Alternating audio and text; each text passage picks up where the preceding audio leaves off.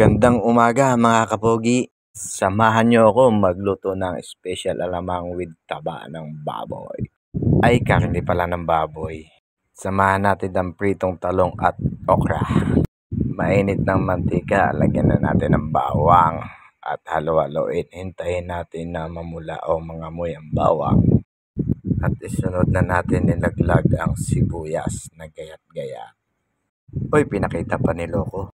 At kung nakaabot kayo sa video ito, paki-comment naman kung taga saan kayo para malaman ko kung saan umabot ang video ko. At pag nangamoy na ang aroma ng bawang at sibuyas, ilaglag na natin ang alamang.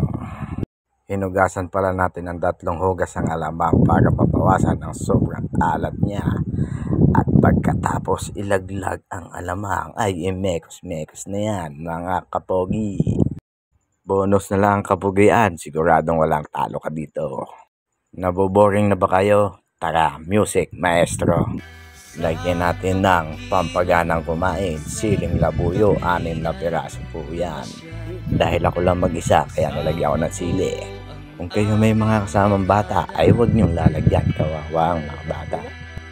At imekos ulit yan mga kapugi. At lagyan natin ng suka para matagal mapanis. At nakakapagbawas din to ng sobrang alat ng inyong alamang. Pagkalagay ng suka, huwag niyong haluin, ito'y takpan muna. At ilagay na natin ang taba ng asawa mo. Ay, joke lang po. Taba pala ng karning baboy. At imekos ulit yan mga kapogi. At lagyan natin ng magic, alam niyo na yan. Pampasarap po, yan po ang ating lagay na seasoning.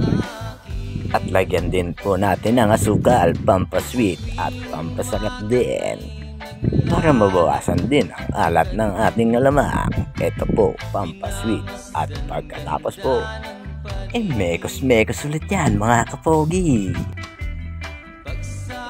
Nag-add pala ako ng mantika kasi medyo natutuyo ang ating alamang. Gusto ko kasi sa alamang natin ay yung nagmamantika-mantika.